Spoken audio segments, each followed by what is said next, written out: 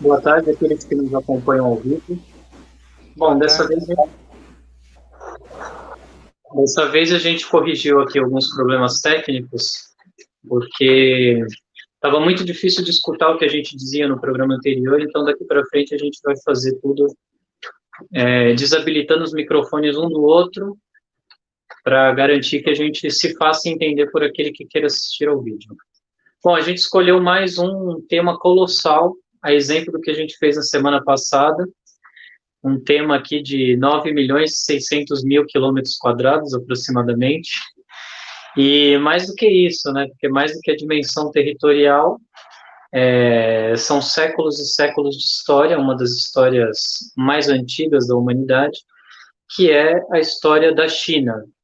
Claro que a gente não vai falar única e exclusivamente, talvez nem principalmente, de um ponto de vista historiográfico, mas a gente vai falar a respeito daqueles elementos que permitem compreender qual é o papel que a China desempenha hoje e por que que a China é tão atacada pelos Estados Unidos, por parte da imprensa, por parte da direita, que vê na China talvez uma ameaça ao status quo estabelecido da civilização ocidental.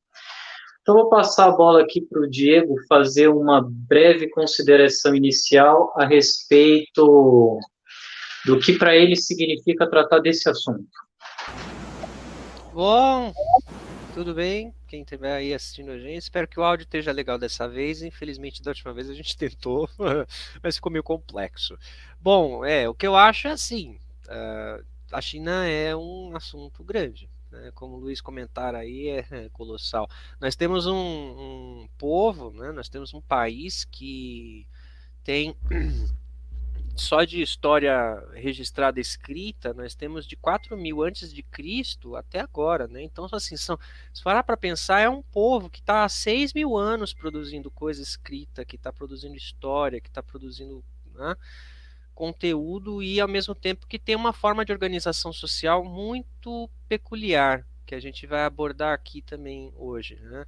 A forma de organização social chinesa do passado e a forma de organização social chinesa contemporânea que se refletem e se espelham e talvez ajude a gente a compreender por que que a China é do jeito que é hoje, com todas as suas falhas, porque tem muitas, né, com todas as suas falhas e ao mesmo tempo com todas as coisas que deram certo, por assim dizer, dentro daquele modelo político ao qual o país resolveu se adequar, né, ao longo dos séculos.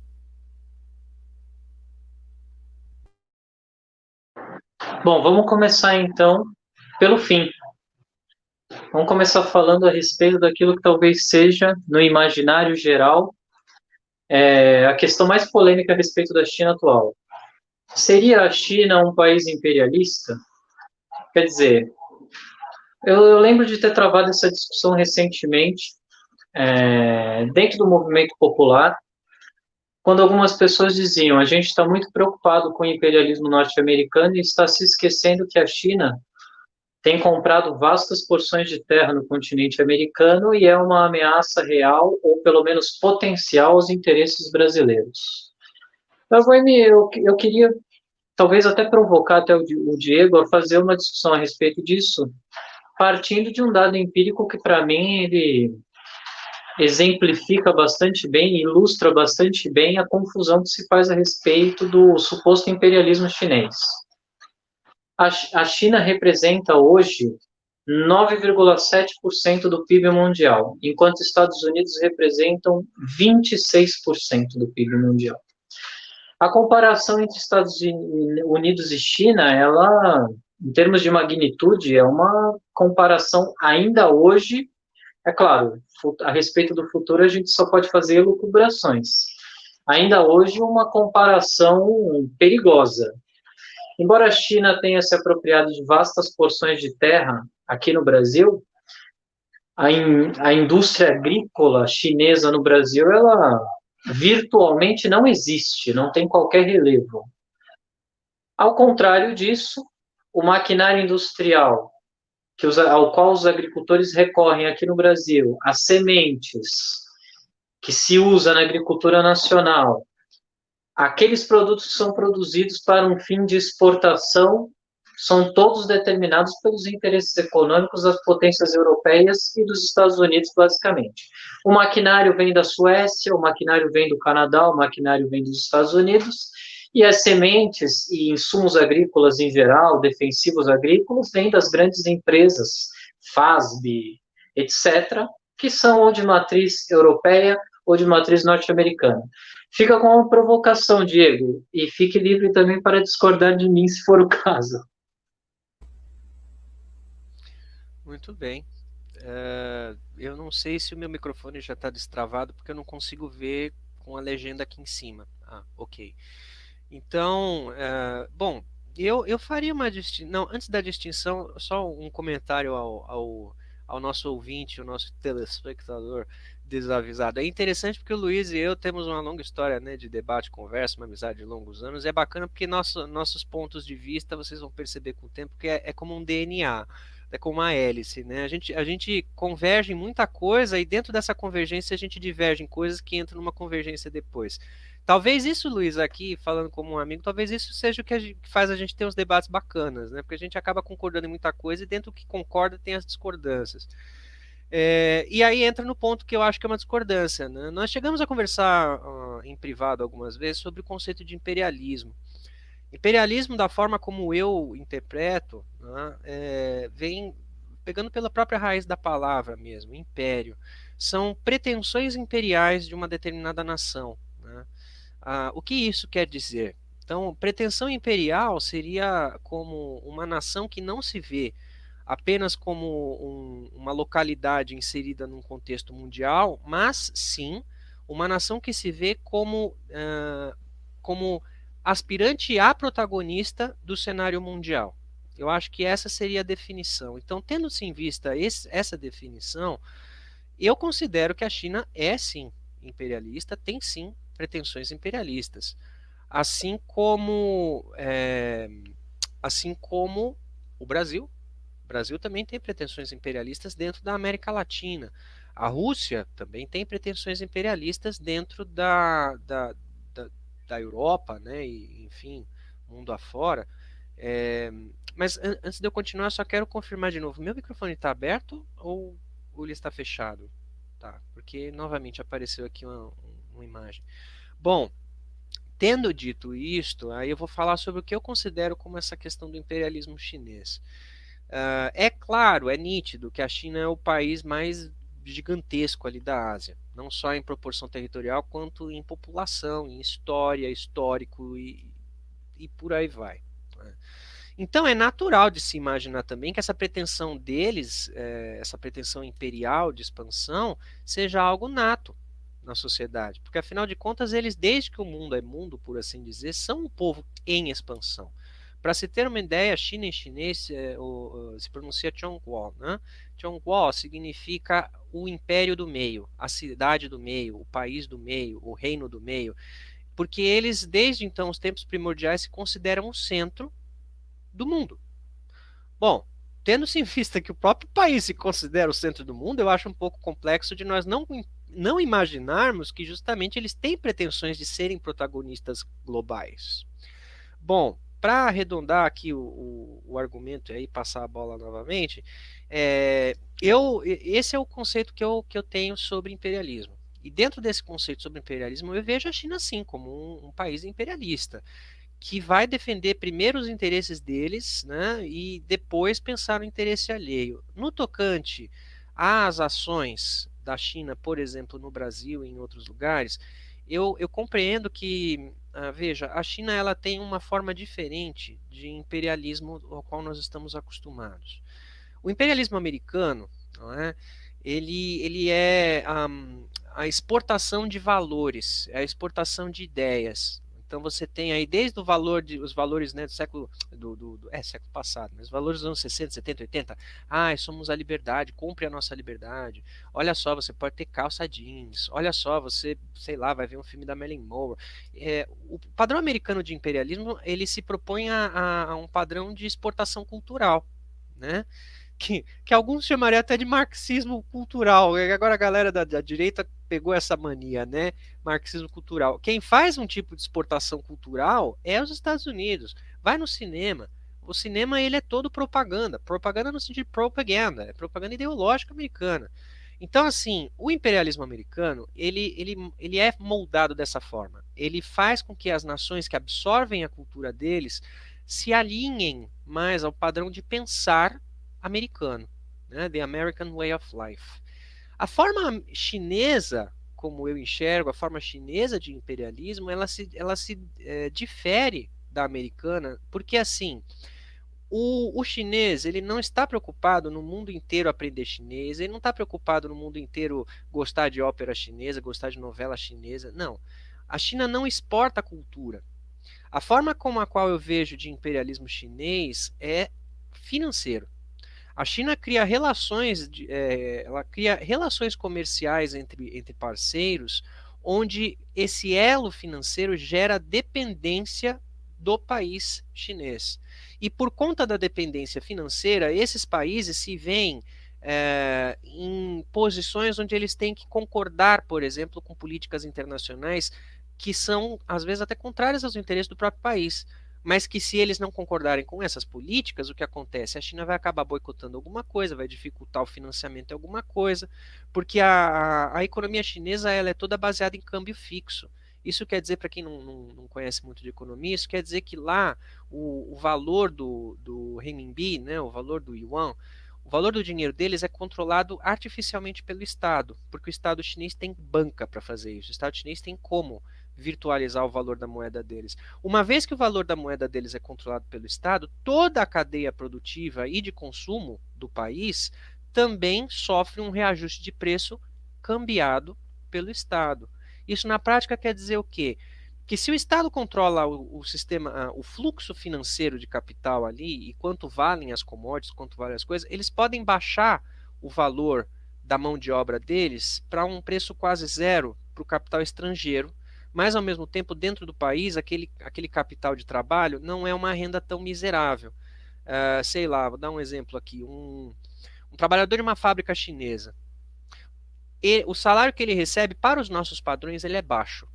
Só que para os padrões de consumo internos do país, como todo commodity ali é regulado pelo partido, para os padrões de consumo interno da China, o dinheiro dele serve para um padrão mínimo de vivência, de vida. Né? Só que esse salário que ele recebe, ele, para quem é de outro país, é ínfimo. O que propicia com que as empresas vão para lá e tirem as matrizes produtivas de outros países. Então, essa é a forma que eu vejo do imperialismo chinês. Ela sufoca as outras nações por imposição de capital. E, agora sim, juro, para finalizar o argumento, eu li recentemente, não me lembro em que fonte de notícia, mas foi uma fonte crível, assim, foi uma BBC, foi algo assim, a Reuters, talvez, a AFP, mas, enfim, essa matéria comentando que, nossa, eu fiz tanta digressão que eu até esqueci da matéria, ela comentava a respeito da produção chinesa, do capital chinês, sim, e de como o mecanismo de financiamento chinês para internacional, por exemplo, a Uganda quer investir em fazer uma ferrovia. A China diz, olha, nós vamos dar dinheiro para a ferrovia para vocês. Só que a forma como esse dinheiro é levado, a forma como os mecanismos dos contratos para esse dinheiro chegar, eles permitem brechas que propiciam subornos, que propiciam desvios. Ou seja, é como se a China desse o dinheiro e fizesse assim, ó, eu estou dando para vocês, é para vocês fazerem essa ferrovia, tá bom? Então, o que acontece? De novo, isso gera uma corrupção interna e uma dependência do capital estrangeiro que faz com que o país fique refém nas grandes decisões internacionais para não contradizer o maior parceiro comercial. E no Brasil a gente está vendo isso. Nosso petróleo está todo indo para a China. A gente tem aí embora não tenha, a China não esteja comprando as coisas efetivamente, botando o pé aqui dizendo é nosso, mas é isso que eu disse. Ela gera uma dependência de capital que faz com que os interesses de uma nação acabem sendo subjugados em prol do interesse de outra, no caso da própria China. Deixa eu ir por partes, tá? Porque foi muita coisa. Eu espero não me perder. Começar pelo começo. Primeiro, você faz uma caracterização positiva do que seria o imperialismo. Colocado nesses termos, todos nós esperaríamos, talvez, que as nações atrasadas da África e da América do Sul também fossem imperialistas. Quer dizer, tivessem a ambição de interferir nas relações econômicas e mercantis que são travadas, hoje em dia, invariavelmente, de maneira global. Sendo isso, sim, a gente poderia, inclusive, fazer referências ao Brasil como sendo imperialista, ou como tendo adotado algumas posições imperialistas, ao financiar, por exemplo, o Porto de Mariel, no norte de Cuba. Claro, seria uma maneira de viabilizar a instalação fabril brasileira no Mar do Caribe e facilitar as exportações, se não favoreceria a economia nacional como um todo, se não geraria grandes divisas para a economia nacional, o que é questionável, certamente favoreceria o setor industrial nacional. Ajudaria a desenvolver uma indústria nacional que tivesse aí, pelo menos, em condições de competir com a indústria metal mecânica ou de mecânica branca internacional. O que não sei, eu não consigo imaginar ninguém que possa ser contra isso. Claro, se fosse desse ponto de vista, sim. Então, se a gente dissesse que essa é a definição de imperialismo, a China deve ser imperialista e todos os demais países, inclusive os países explorados, devem ser imperialistas. Agora, isso não nos ajuda a caracterizar corretamente a situação econômica internacional. Então, você falou a respeito aí, por exemplo, da intervenção do Secretariado-Geral do Partido Comunista, ou do Estado chinês, como queira, sobre a economia chinesa manipulando o câmbio. É falsa essa afirmação. É radicalmente falsa. Veja, a China está totalmente submetida às imposições cambiais norte-americanas. Não há nenhuma economia que intervenha tanto, aliás, em que haja tanta intervenção governamental quanto a norte-americana. Claro que não. O Federal Reserve imprime papel moeda, lastreia sua economia nesse papel moeda, que não necessariamente tem nenhuma base industrial produtiva por trás. Sendo assim, obriga todos os países a correrem atrás dos Estados Unidos. E quem é o maior credor dos Estados Unidos? É justamente a China. Mas por que a China adquiriu tantos títulos da dívida pública norte-americana?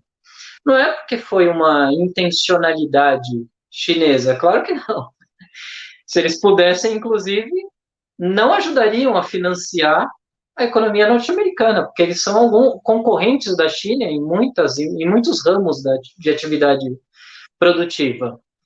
Não se trata disso, é claro, a China ela é obrigada a correr atrás dos Estados Unidos e a usar mecanismos de manipulação que sejam, que viabilizem a economia chinesa. É uma imposição dos Estados Unidos, naturalmente, nesse caso, de maneira óbvia. Nem o mercado europeu consegue, em termos cambiais, competir com os Estados Unidos, porque só o dólar é reserva internacional de valor. As economias todas estão direta ou indiretamente dolarizadas. Com relação ao crédito, com relação ao crédito se aplica a mesma coisa, porque, olha, os mecanismos multilaterais e os bancos internacionais de oferta de crédito para grandes empreitadas são todos eles dolarizados e todos eles estão sob controle dos Estados Unidos. O Fundo Monetário Internacional, o Banco Mundial, o BIS, etc.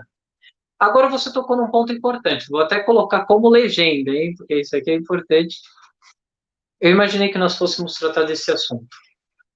O New Development Bank, que é uma iniciativa da China, da Rússia principalmente, e que incluía Índia, África do Sul e Brasil, aí no hall de países. Inclusive o presidente do novo Banco de Desenvolvimento é um brasileiro, né? Não me lembro, acho que é Marcos Tuijo o nome dele. Bom, não sei, não tenho certeza. Ele é presidente, se não me engano, há 5 ou 6 anos já. Ele já é presidente há muito tempo. Ele tem uma diferença aguda em relação ao Fundo Monetário Internacional, que justamente nos permitiria dizer que a política externa chinesa é muito menos agressiva do que a dos Estados Unidos, muito menos agressivamente imperialista. Claro, veja só, o novo Banco de Desenvolvimento, ele fomenta atividades industriais e a construção da indústria base de transformação em países da periferia. Basicamente é isso que ela faz. Claro, recentemente teve agora, por exemplo, financiamento de escolas públicas em Teresina, no Piauí, foram 50 milhões de dólares, isso foi em julho, o novo Banco de Desenvolvimento financiou.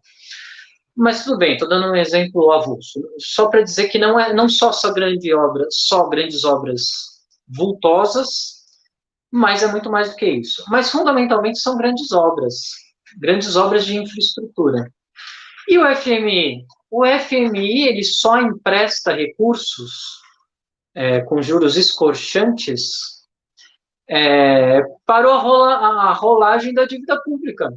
Quer dizer, ele se financia direta e indiretamente. Por quê? Ele é credor direto, por meio do FMI, dos países que pedem o empréstimo, e ele é o receptor do dinheiro por via dos bancos que são credores dos Estados nacionais. E isso é imperialismo. Isso é imperialismo norte-americano. Se alguém vamos deixar a coisa muito mais didática ainda. Se alguém dissesse, é preciso apoiar a iniciativa desse bloco econômico que se opõe aos Estados Unidos para combater o imperialismo, evidente que sim. Evidente que sim. Por isso se pode dizer que a política do Partido dos Trabalhadores, do ponto de vista da economia internacional, era uma política relativamente nacionalista.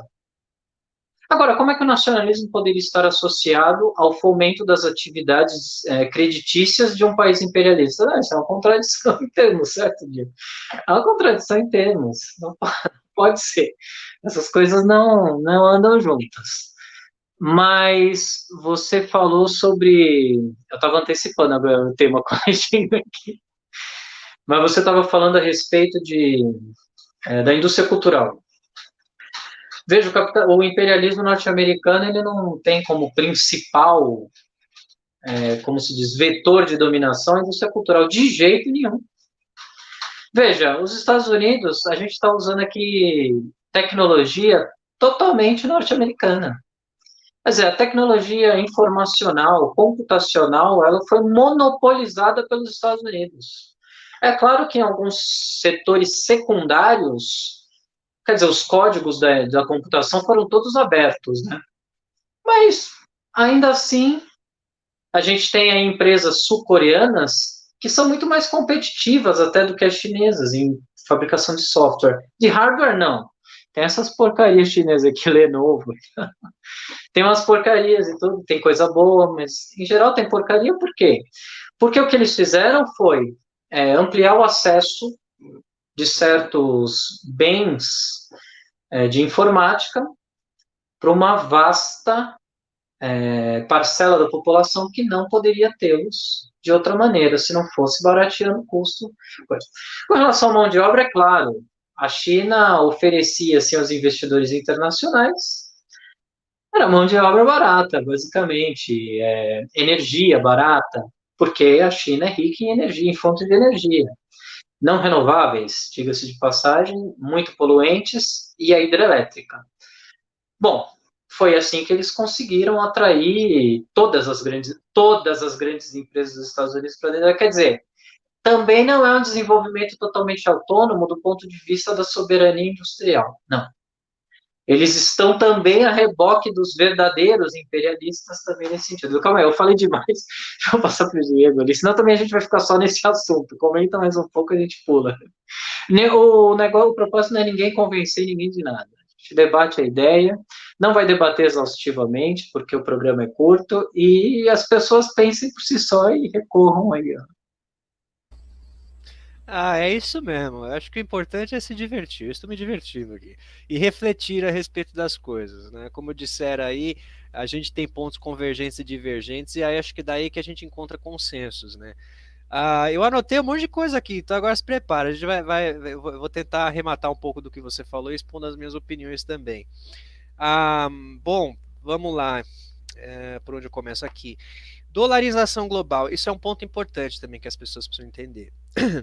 Assim, mas poxa, o dólar vale, né? Quanto e não sei o quê. Bom, Luiz e eu já estamos careca de saber disso daqui, mas muita gente não sabe.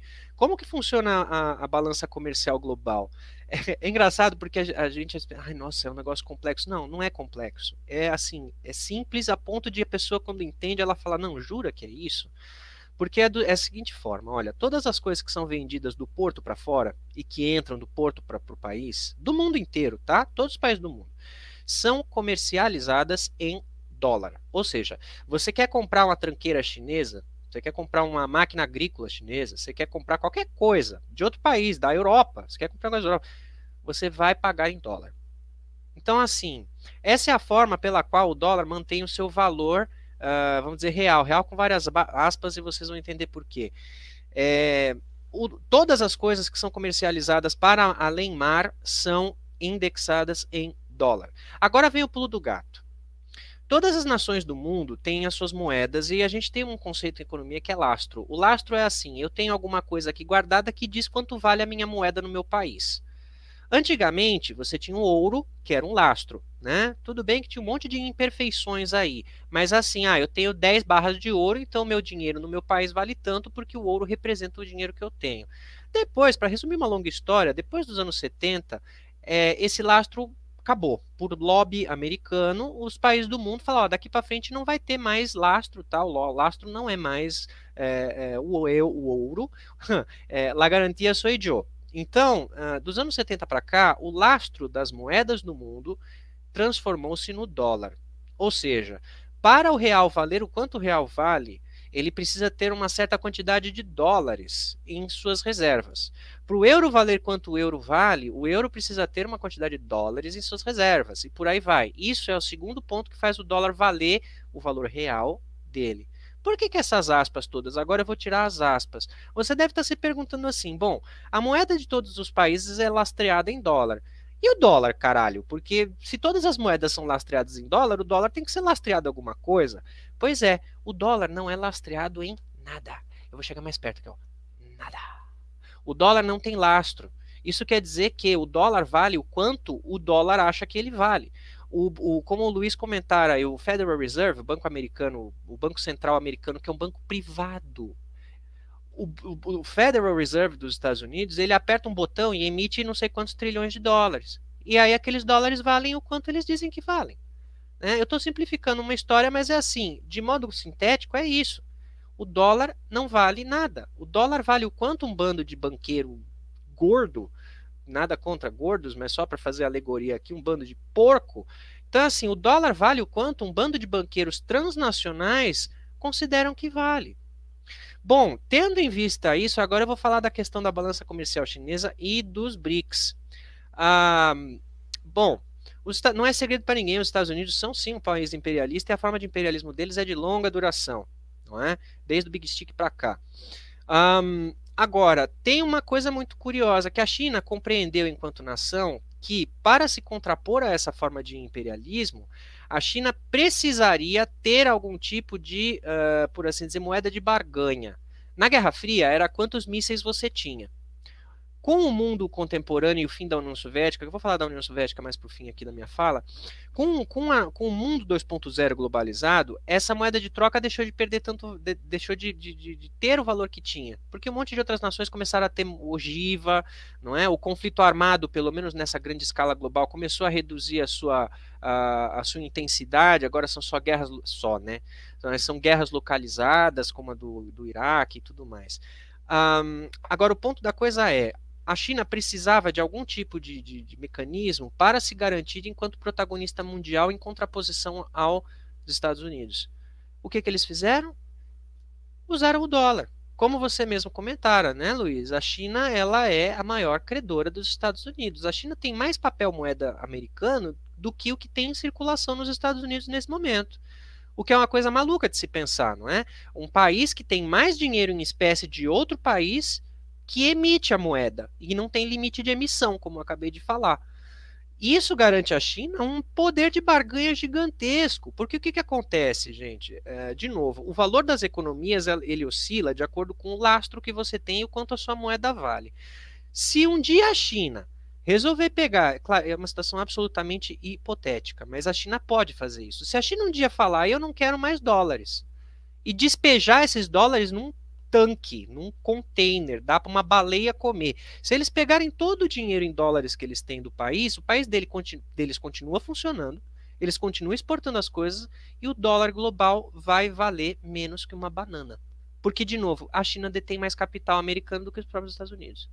Esse poder de barganha ele foi sendo construído ao longo das décadas. Agora eu vou falar da União Soviética. Porque é o seguinte: um dos erros da União Soviética foi não dar bens de consumo à população. Acreditava-se com aquela ideia de que não, se a pessoa tem uma camiseta, ela não vai querer duas, ou ainda, se ela tem uma camiseta de uma cor e outra de outra, ela não vai querer uma terceira. Só que, infelizmente, na nossa sociedade mercantil de consumo global, não é assim que funciona. Todo mundo quer tudo, não é? Um dos motivos de insatisfação popular da União Soviética foi isso. As pessoas não tinham os bens de consumo que elas queriam e elas viam, sim, a propaganda americana. Quando eu falo essa propaganda, Luiz, é no sentido de propaganda cultural, é nesse sentido, é a cultura do consumo também. Então, assim, pô, eu vejo no vídeo, todo mundo tem umas roupas bonitas, todo mundo não sei o que, eu quero também. Isso daí foi uma grande ferramenta de erosão que os Estados Unidos fizeram com os países socialistas, com Cuba também. Bom, então a União Soviética, ela teve isso como um dos pilares para sua queda, para o seu colapso. A população não tinha os bens de consumo que elas gostaria de ter, e nem o que precisava ter muitas vezes. A China sacou isso daí muito rápido. No começo dos anos 80, ela começou um processo de industrialização maciça. E aí, com isso, hoje a gente tem essa superpotência produtiva do mundo, não é à toa, porque a China sacou que se ela não suprisse bens de consumo para a população interna, ela ia entrar em colapso. E aí é aquela coisa, você tem um país com 300 bilhões de pessoas, você começa a produzir mais do que você consome, e aí você exporta. Você exporta e você torna outros mercados reféns seus, porque a sua mão de obra, de novo, é barata, e porque você consegue fornecer uma coisa que é vagabunda, mas custa barato. É como muita gente fala, eu prefiro ter 3 celulares chineses porque os 3 vão quebrar. Só que o preço que eu pago nos 3 é mais barato do que se eu comprasse um da Apple, ou um de não sei que outra empresa aí. Né? O pessoal está comprando muito Xiaomi por causa disso, inclusive. Bom, agora eu vou falar da questão da globalização chinesa. Assim, né? Falando dos imperialismos mais uma vez. Sim, eu acredito que a China seja imperialista e ela tem uma forma muito peculiar de imperialismo. Vocês já devem ter percebido o quanto de chinês que tem aqui no Brasil. Eu não vou ser xenófobo, a minha ideia não é essa, mas é só explicitar uma coisa que as pessoas não estão enxergando. A China está exportando gente. Ela está exportando gente para o Brasil, para a Europa, para o Canadá. Se vocês conhecem algum amigo estrangeiro, pergunta para eles o quanto de chinês que tem lá. E não só isso, eles estão exportando pessoas, mão de obra e postos de trabalho. Agora, eu falo como experiência de alguém que já trabalhou numa galeria de chineses, né? E assim, eu acabei conhecendo um ou outro, a gente vai conversando. Olha como é que funciona. Vocês devem saber, tem uma galeria com trocentos chineses, um vende capinha de celular, outro vende eletrônico, outro vende não sei o quê. O Partido Comunista Chinês, que de comunista só tem comunista no nome, o Partido Comunista Chinês, ele abre linhas de financiamento para gente pobre. E por pobre é plantador de arroz, é o cara que tá lá na puta que pariu da China, na China profunda. Ele pega essa galera e fala assim: olha, a gente tem um plano de crédito para você. Você pode ir para um outro país, nós financiamos uma parte da sua travessia. E chegando lá, você vai entrar em contato com outros chineses que podem ajudar você. Esses outros chineses são a máfia. Olha só. Então, assim, o Partido Chinês ele tem uma ligação direta com a máfia que auxilia as famílias que saem de lá a chegar no país, se estabelecer no país, abrir uma loja com dinheiro de novo, dinheiro parte do Estado, dinheiro parte da máfia. Vender produto chinês e tirar a mão de obra nacional, seja daqui ou de outro país, e tirar os bens de consumo nacional, porque eles vão vender produto chinês. Então veja, essa é a forma de neocolonialismo chinesa, essa é a nova forma que a China encontrou de imperialismo e expansão. Eles têm muitas pessoas, eles têm muita mão de obra ociosa lá. Eles exportam essa mão de obra. Essa mão de obra retorna o investimento. E agora eu vou falar dos BRICS. Os BRICS, eles pensam uma coisa que eu acho acertada, inclusive, que é essa coisa de contrapor o dólar. Vamos fazer uma cesta de moedas que se contrapõe ao dólar. Acabei de falar para vocês de como funciona, né, o mecanismo econômico e tal. Agora, olha que curioso, com essa expansão chinesa neocolonial, os chineses que vão trabalhar, por exemplo, no Brasil, eles recebem em reais. Esses reais eles mandam para a China. O chinês que trabalha no Canadá vai receber em dólar canadense. Esses dólares canadenses ele leva para a China. E assim qualquer chinês que trabalha em qualquer país. Com isso, a cesta de moedas dos BRICS fica cada vez mais diversificada, que, por sua vez, futuramente pode criar, eu acredito, uma contraposição forte em termos globais ao dólar. Porque, por exemplo, você tem nações como o Iraque e a Líbia, né? Não vou entrar no ponto da ditadura que era lá, vou entrar no ponto econômico. Tanto Saddam Hussein quanto o Gaddafi tinham planos de tirar o dólar como lastro. Eles queriam usar o ouro e o petróleo. Inclusive o Gaddafi foi até mais ousado. O Gaddafi queria fazer uma moeda unificada africana, né? Um euro africano. Isso é muito ousado. O que aconteceu com os dois? A história já mostra o que aconteceu com os dois. Eles caíram. De novo, não falo da questão ditadura. A questão de ditadura também é um outro ponto grave que merece outros vídeos. Estou falando do ponto de vista econômico. Não é coincidência que os regimes deles caíram, porque eles eram ditaduras desde sempre. Os Estados Unidos nunca se importaram com isso. A partir do momento que os países resolveram querer um outro lastro, aí de repente tem problema, tem arma de destruição em massa, né, etc, etc. Bom, agora para arredondar meu argumento e passar para você, Luiz, a questão de novo do imperialismo chinês. Eu tenho acompanhado especificamente o caso da Mongólia. Tá? Não sei porque eu gosto muito da Mongólia, nunca fui para lá, mas eu acho um lugar muito bonito. Pelo que eu vejo das pessoas da Mongólia, eles são muito simpáticos, eles são muito legais, assim, né? Converso com outro aí online. E recentemente a China está fazendo uma mega investida contra a cultura mongol, né? Mongolesa, sei lá, que mongol me parece, né? Mas é, enfim, com a cultura daquele povo da Mongólia. Eles estão fazendo uma investida brutal na Mongólia. Não brutal no sentido de vamos lá invadir nem nada, mas eles demoliram um monumento. Eles demoliram, tem tudo isso vídeo na internet, não é fake news não. Eles demoliram monumento, eles demoliram praça, eles estão forçando a população em determinados locais da Mongólia a não aprender a língua mongol em detrimento em prol da língua chinesa. Então, assim, tem muita escola na Mongólia que está sendo proibida de ensinar mongol. É como se fosse aqui no Brasil, você não pode ensinar português. Daqui a pouco você só vai ter aula de inglês na escola. Né? E a China, infelizmente, ela é cretina nesse ponto, na questão de diminuir e aniquilar a dissidência cultural. Você tem os uigures, que agora também estão, agora faz anos já, né? Mas assim, que eles estão sofrendo repressão religiosa, repressão social. Você tem o pessoal da Mongólia, você tem o pessoal do Tibete, cada um deles com suas especificidades também. Ninguém é santo nessa história.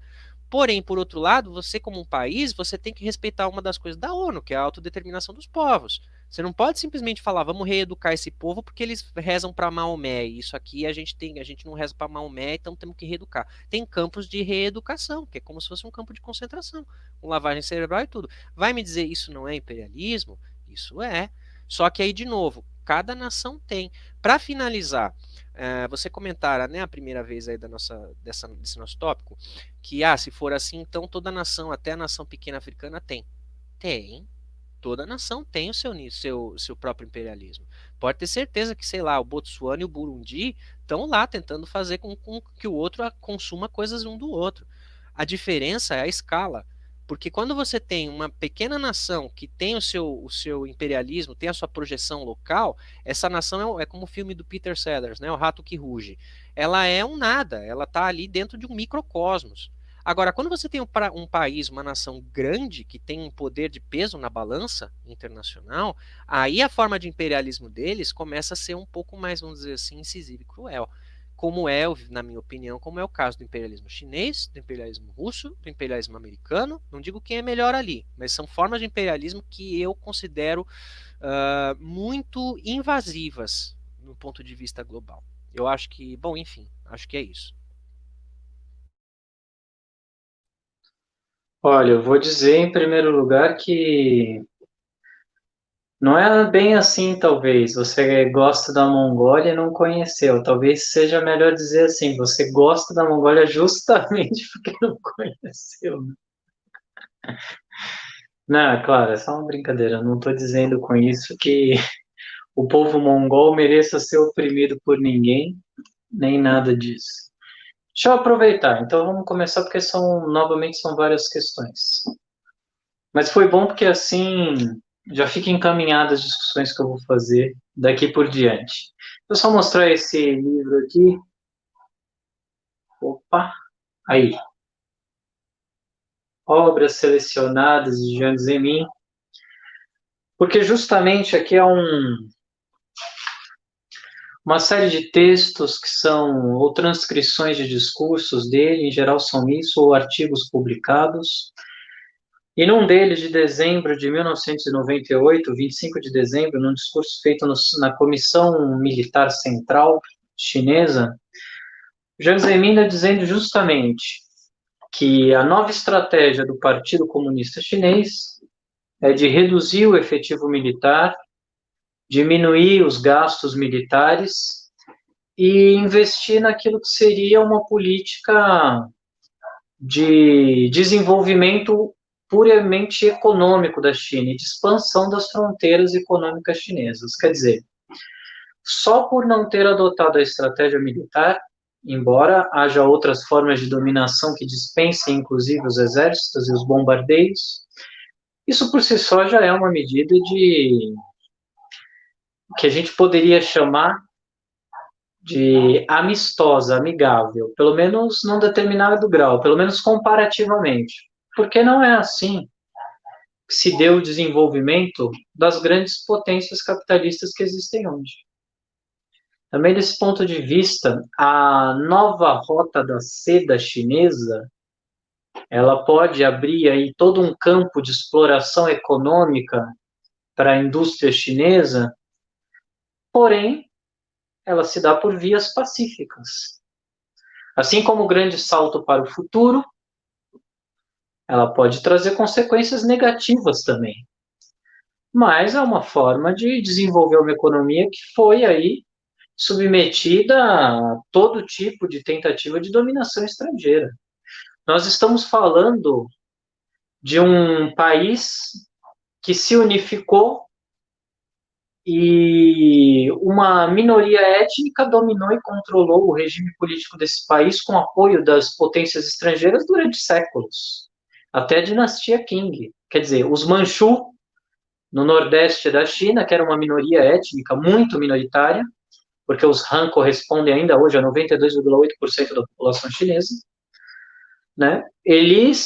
Os Manchu tinham poder até o Pu Yi, que foi destituído por uma revolução que tinha como fundamento básico a expulsão dos estrangeiros que queriam controlar o governo do país.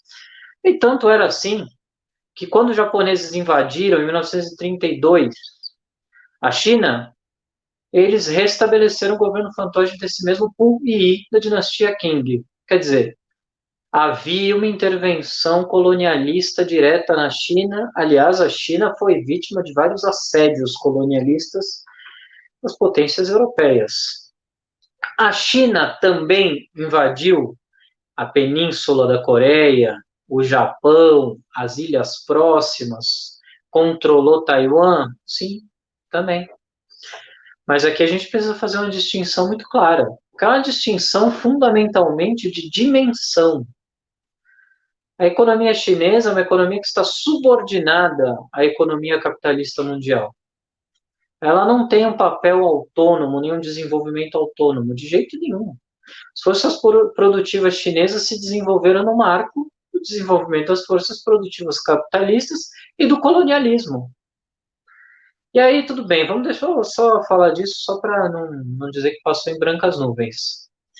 A invasão do território chinês tinha, claro, um expediente, valia-se da ferramenta ideológica. A Igreja Católica era a porta-bandeira dessa ideologia, né?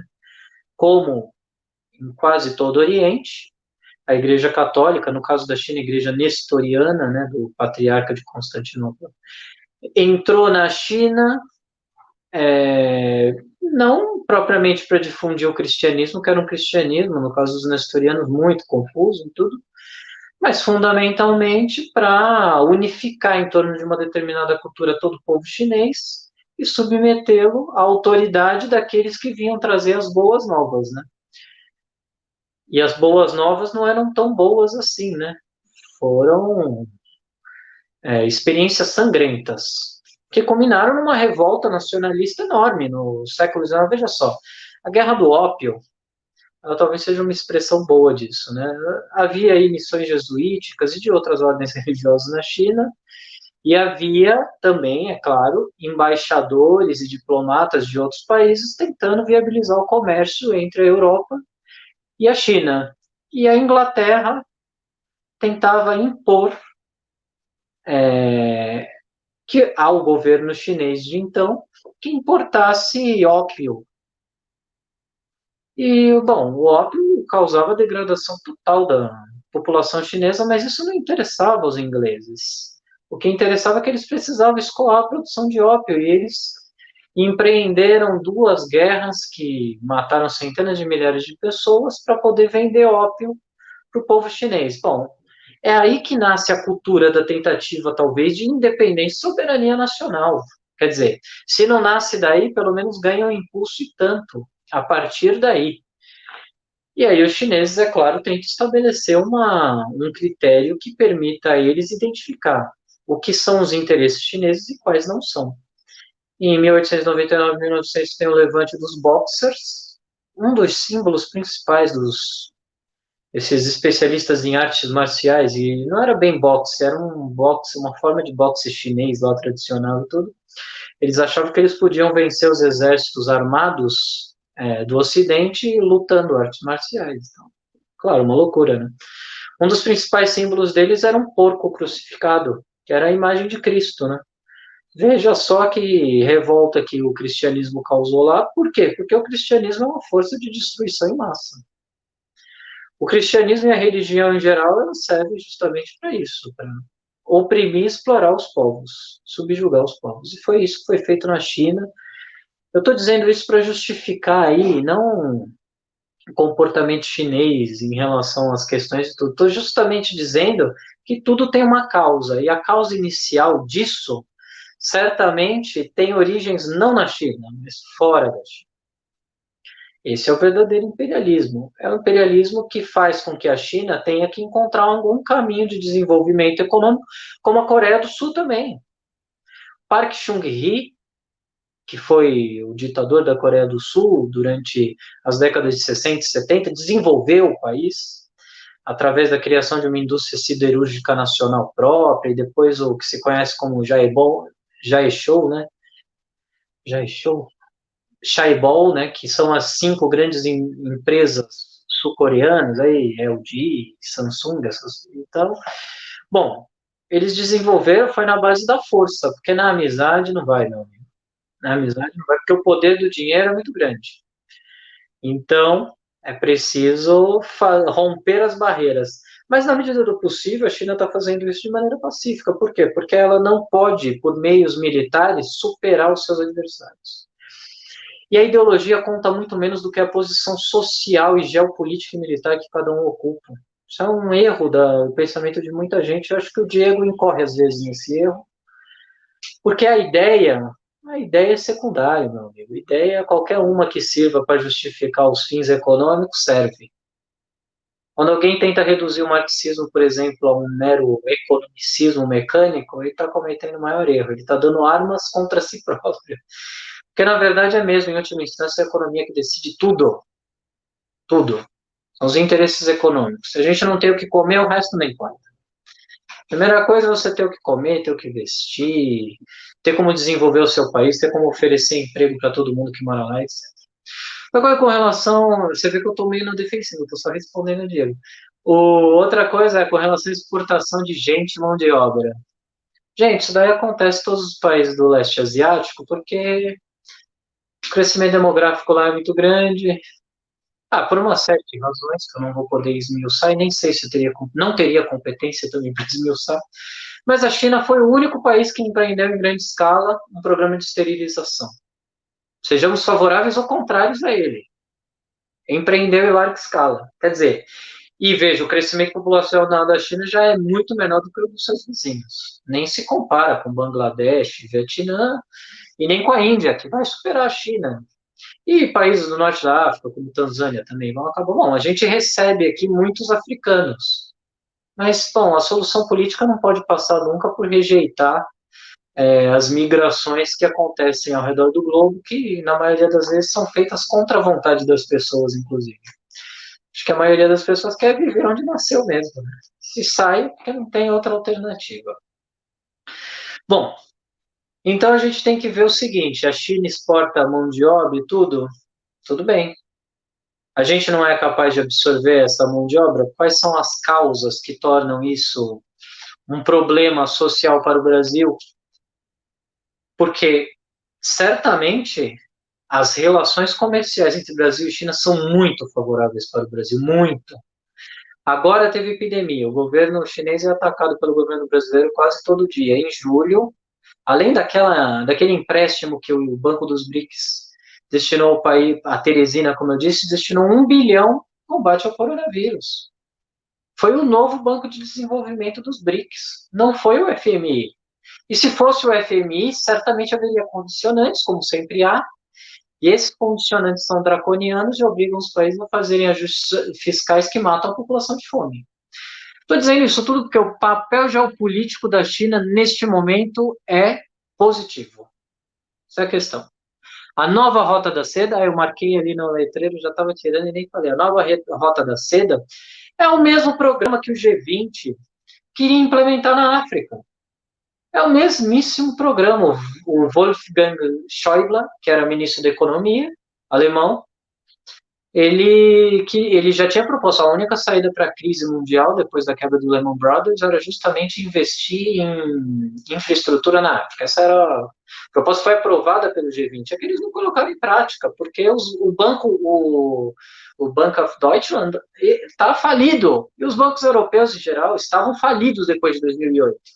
Quer dizer, eles tiveram que mudar as regras da Basileia com relação a concessão de dinheiro sem lastro. A economia estava num caos total. A culpa é da China? Não. Não estou dizendo que você disse que a culpa era da China, Diego, mas não há imperialismo na China. Porque o conceito de imperialismo desenvolvido por Hilferding, teórico social-democrata, que na verdade era um marxista, e Lenin é o único conceito científico de imperialismo. E o imperialismo, os países imperialistas são aqueles que estão em oposição à China nesse momento. Por isso que eu acho que a gente não deve usar esse termo. Veja, mas deixa eu tentar dar um encaminhamento final para depois passar para o Diego e ele concluir. Os nazistas apoiaram o Kuomintang, o Partido Nacionalista Chinês.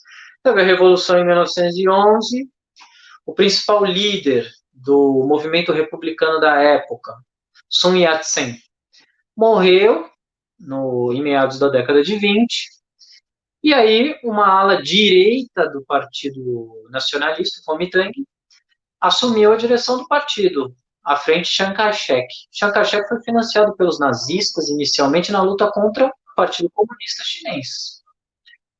Bom, ou seja, mais uma intervenção estrangeira justificando a reação nacionalista chinesa.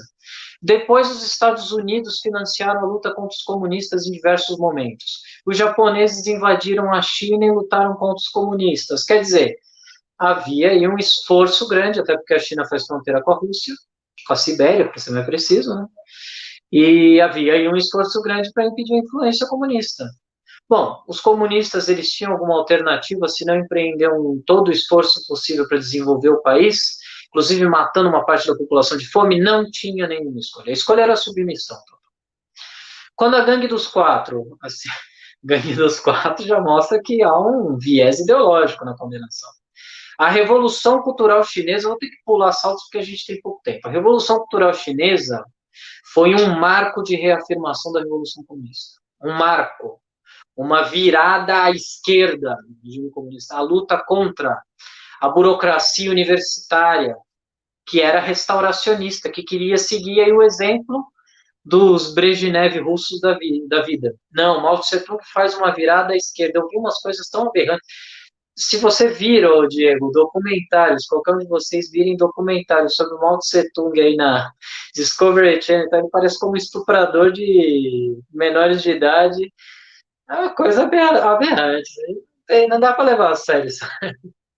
A Revolução Chinesa é um bando de fanáticos matando. A Revolução Chinesa é uma reação da população contra a restauração do capitalismo na China.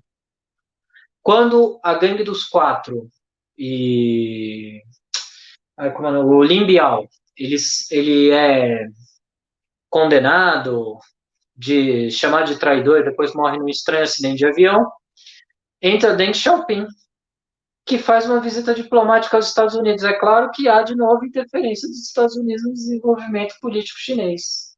Isso é imperialismo. O resto, não. Mao Tse-tung, última coisa. Mao Tse-tung, ele faz a única coisa que dá para fazer. Mao Tse-tung, primeiro, uma coisa que é muito mal compreendida. Mao Tse-tung é um grande intelectual.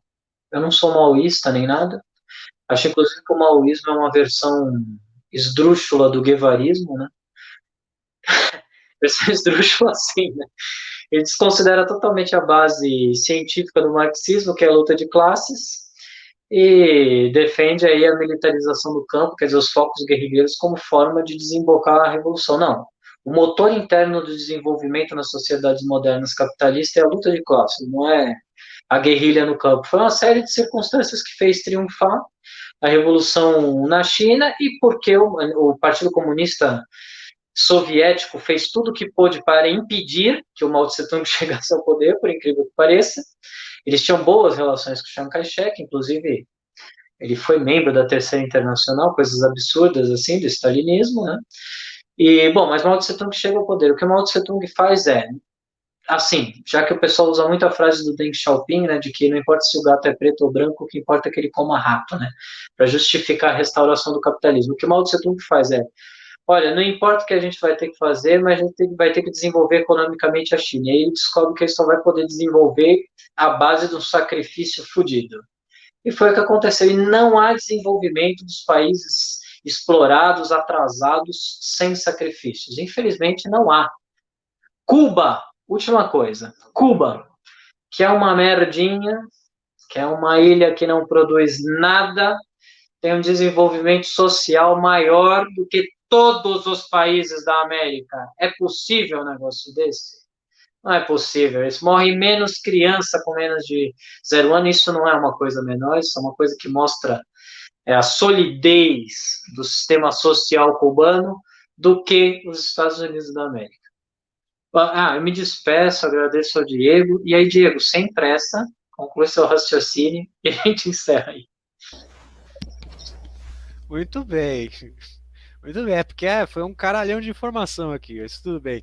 Eu vou, eu vou tentar, assim, cobrir um pouco do que você falou, indo de trás para frente. Eu vou do passado para o futuro. Aí, enquanto você falava, eu separei 2 livros para mostrar e comentar a respeito. Bom, esse daqui é um livro chinês, tá?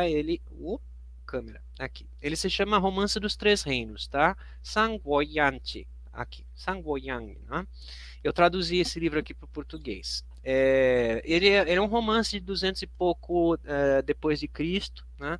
É uma saga novelística muito bonita e tudo mais. O que eu quero dizer com ele? Ele é uma história complexa que envolve milhões de personagens, literalmente milhões, é muita gente. E que trata de conflitos internos no país que levaram à fragmentação do reino em 3 e depois à união dos 3 reinos sob a dinastia Han. Esse é um livro bem icônico da cultura chinesa. Não sei se é verdade, mas eu já ouvi falar que ele é mais lido do que a Bíblia, inclusive, lá, porque ele tem uma forte representatividade histórica, né? Afinal de contas, é meio que a saga da construção do Império Han, que é mais ou menos o que a gente tem hoje, né? A etnia Han é a etnia dominante, né, hoje em dia lá. Mas por que eu estou comentando isso? Porque a China, ela historicamente é marcada por diversos conflitos internos, tá? É conflito de unificação, é conflito de desunificação, é conflito de fronteira, é conflito de invasão, você tem o Kublai Khan, você tem, como você mesmo comentar, aí os Manchu. A China viveu séculos de luta por afirmação nacional. A partir do momento em que ela teve digamos assim, um mínimo respiro de consolidação de fronteira, vieram as potências estrangeiras. Que aí você começa lá no século XVIII, XIX, né? Quer dizer, até antes, mas enfim, o XVIII e XIX é que acaba se tornando mais forte com essa coisa da Guerra do Ópio. A Guerra do Ópio, como o Luiz comentara, foi mais ou menos assim, né? A Inglaterra precisava desovar a produção de ópio do Afeganistão, que eles tinham tomado lá a Índia e o Afeganistão. Ah, que maravilha, então a gente precisa desovar droga. Onde a gente vai? Vamos no maior mercado consumidor do planeta, vamos lá onde tem um monte de gente, a gente tem uma ilha lá. Então, assim, começou eu não lembro os dados agora, mas tem umas matérias muito legais a respeito, tipo, 60%, 70% da população economicamente ativa era viciada em ópio. É assim, é uma coisa que hoje em dia a gente não tem nem como imaginar. Imagina 50% da escala produtiva nacional viciada em crack. É um negócio absurdo. E aí o governo chinês interveio e falou, então não, foda-se, vocês vão sair daqui, nós não queremos saber. Aí começaram os conflitos, né? A tal da guerra do ópio. E mais pra frente a guerra dos boxers, como o Luiz comentara, não é bem boxing, é uma forma de pugilismo ali, de pugilato específica chinesa, né? Aliás, é bem legal essa historinha, porque aí assim, né, eles se reuniam em segredo, né, esse pessoal aí, vamos dizer, são os anarquistas, né, se for para pensar. Então eles se reuniam em segredo, e eles marcaram como se fosse um grande dia de fúria. Eu não lembro qual é a data especificamente, mas foi assim: é neste dia. Nesse dia em específico, os caras saíram virados no giraia. Eles saíram nas ruas e começaram a bater, matar, enforcar todo mundo que não tivesse o olho puxado, por assim dizer. Todo mundo que não aparentasse ser chinês levava cacete. E foi assim, foi uma expulsão. Não demorou uma semana e as potências europeias começaram a sair de lá, porque você já não conseguia garantir a segurança. Né? Esse é um período histórico chinês muito legal de se estudar. Bom, indo mais para frente, aí você tem quando nós temos o comunismo, né, os anos 20, os anos 30. O Mao é uma personalidade histórica que eu gosto muito de estudar, porque na minha concepção, eu vejo que você e eu temos concepções um pouco diferentes, e já vai ficar clara a diferença nas nossas interpretações. Eu vejo o Mao como três, eu vejo três Maos. E aí aqui tem um livrinho também para mostrar, que é câmera, Obras Escolhidas de Mao Tse-tung. Tá em espanhol, enfim, mas é uma compreensão fácil. É, é muito interessante porque você consegue enxergar três Maos diferentes. Esse livro aqui tem um monte de discurso dele, tem texto, porque como o Luiz... Diego, desculpa. É a Santíssima Trindade chinesa, então. É três em um. É três em um mesmo, é a Santíssima Trindade. Então, assim, o mal eu vejo como sendo três, tá? Você tem ali no começo, e ele realmente ele tem todos os defeitos possíveis, como qualquer ser humano, mas uma coisa há de se tirar o chapéu, ele era um puta de um intelectual. Você tem o mal com 12, 13 anos, tendo acesso à literatura estrangeira, lendo Dostoiévski, lendo um pessoal do Ocidente, coisa que nem o chinês médio ali conseguiria ter acesso, ele teve, enfim. E nos anos 20, nos anos 30, ele começa a simpatizar com a ideologia comunista, ele começa a estudar a fundo. Se eu não me engano, ele chegou aí para a União Soviética quando jovem, posso estar errado, mas enfim.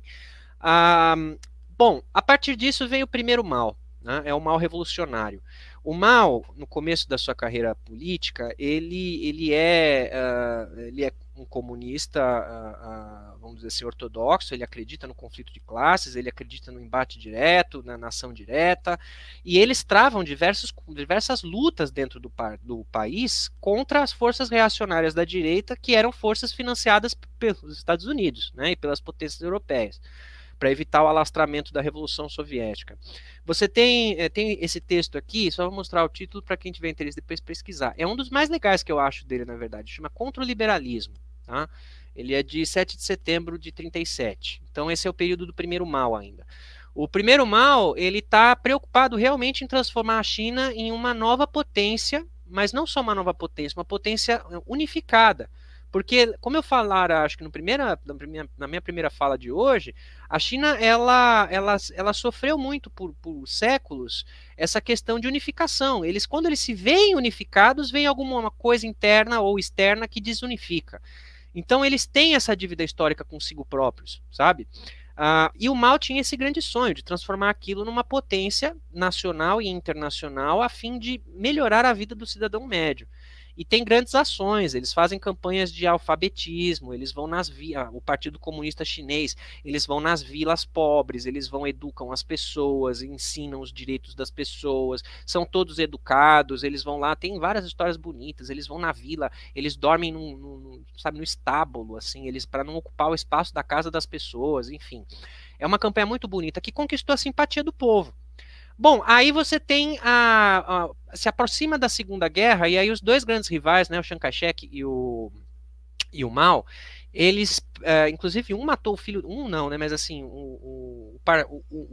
os afiliados de um grupo mataram o filho do outro, assim, né, o Kai-shek perdeu um filho para o grupo do Mao, e o Mao perdeu um filho para o grupo do Chiang Kai-shek, foi um negócio assim. E eles se viram num momento que os japoneses estavam indo invadir, então eles tiveram que se unificar. Né? A direita e a esquerda mais radicais é como se hoje você visse o Lula e o Bolsonaro se unindo. Era uma coisa que na época seria impensável. E eles se uniram para expulsar o inimigo comum, que era o Japão. Terminada a Segunda Guerra, eu imagino que aí começa o segundo mal. Não é? Que é o mal quando ele se institui no poder. Ele entra no poder e ele começa a compreender que não é tão fácil assim, isso se reflete nos textos dele também, não é tão fácil assim, no campo do teórico, expor para o prático. Não é só pegar a teoria do comunismo soviético e colocar na China e fazer funcionar. Ele precisa revisitar e readaptar essas políticas, essas estruturas. E claro, com expropriação, e claro, tirando a galera que não quer, eu tenho uma gleba gigante, não sei quantos hectares, eu não quero dar uma casinha para ninguém. Então tá, filho, o Estado vai comprar. Não, eu não quero vender. Então tá bom, vai para a ilha. Não, eu não quero ir para a ilha. Então tá, a gente vai te matar.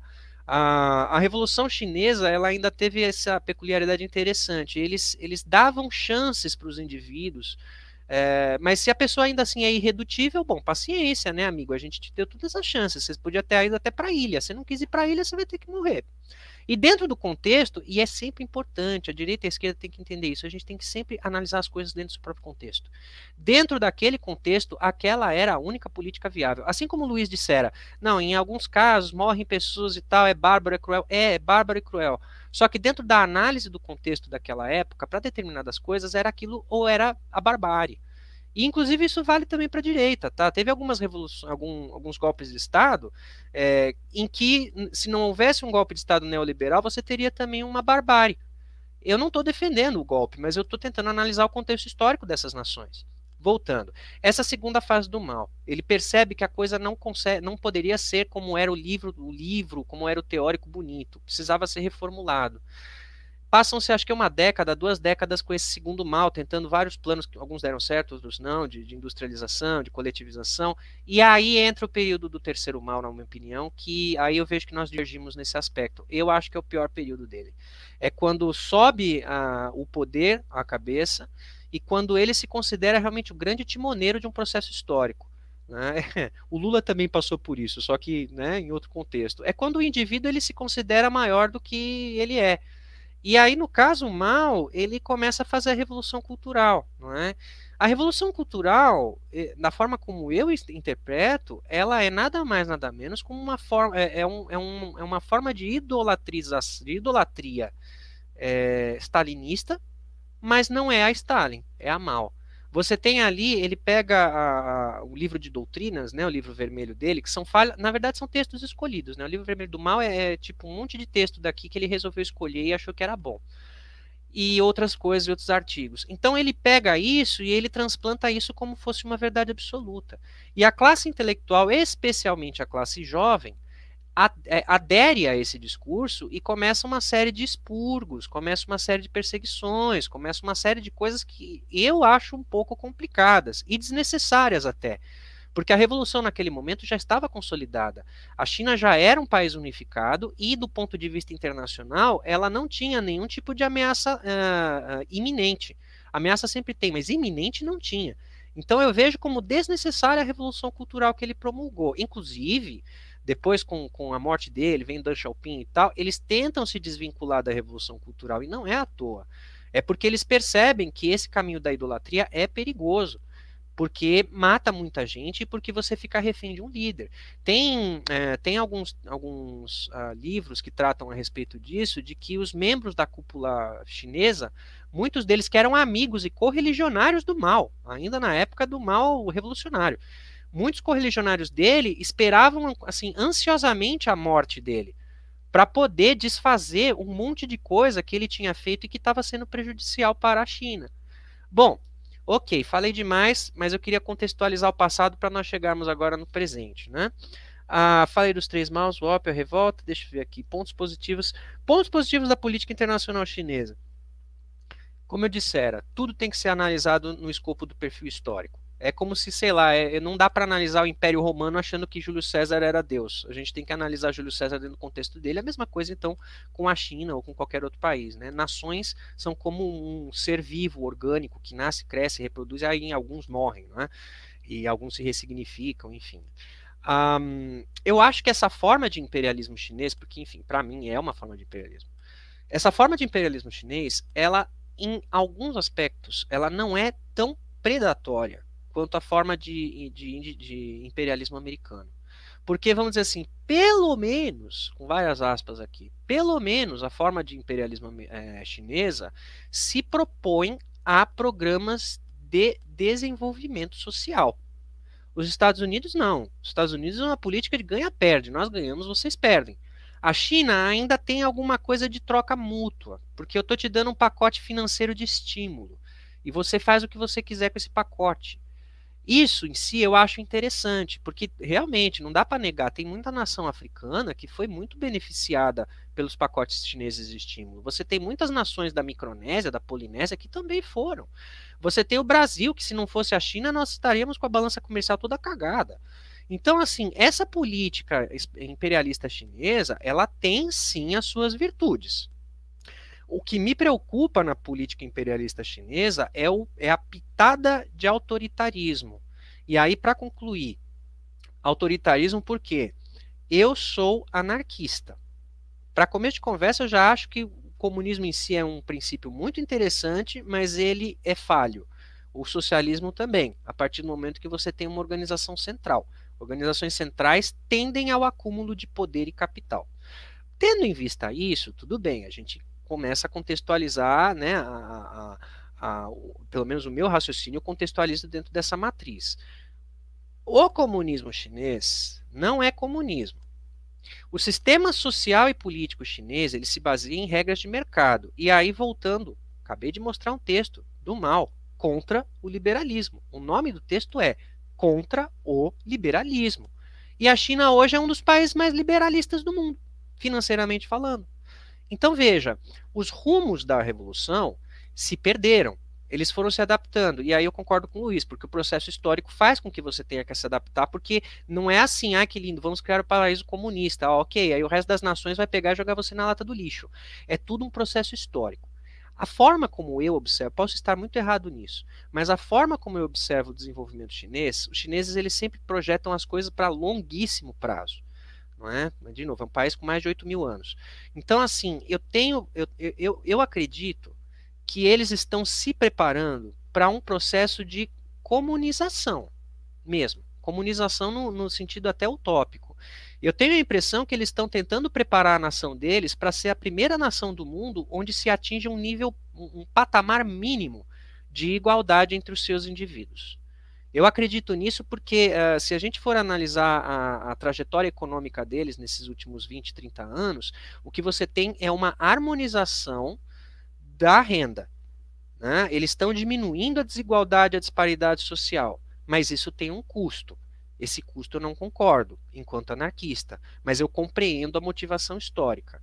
Tenho eu a impressão de que daqui a uns 10, 12, 15 anos, eles vão se consolidar como sendo a primeira nação que conseguiu atingir um padrão mínimo de socialismo do utópico, superando os problemas que a União Soviética não conseguiu superar e entrou em colapso. Mormente, como eu comentara, o da crise de abastecimento de bens de consumo. Essa foi a primeira que eles resolveram.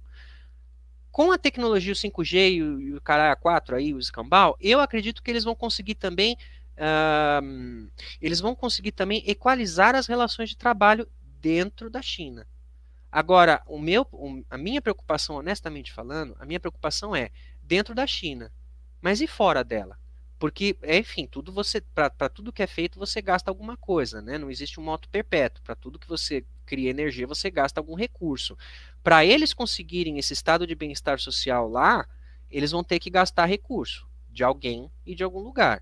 A minha preocupação é nós, brasileiros e o resto do mundo, até que ponto nós estaremos sendo depredados sem um tipo de contrapartida que nos propicie um estado de bem-estar social bom ou tão bom quanto o estado de bem-estar social chinês que eles provavelmente estão projetando ter. Enfim, eu acho que é isso. Então, para finalizar, a China não, na minha opinião, a China não é um país comunista, porém, a liderança do partido chinês sabe o que está fazendo. Eu tenho a impressão que daqui a uma década, 2 décadas, nós vamos enxergar o primeiro país que tem políticas muito próximas à teoria do socialismo e do comunismo, até marxista. Mas isso a gente vai ter que esperar para ver. Bom, domingo que vem 14 horas. A gente vai estrear o nosso programa sobre conjuntura política nacional em inglês para o público estrangeiro. Vamos tratar das eleições municipais e do governo Bolsonaro. Tchau, até domingo que vem.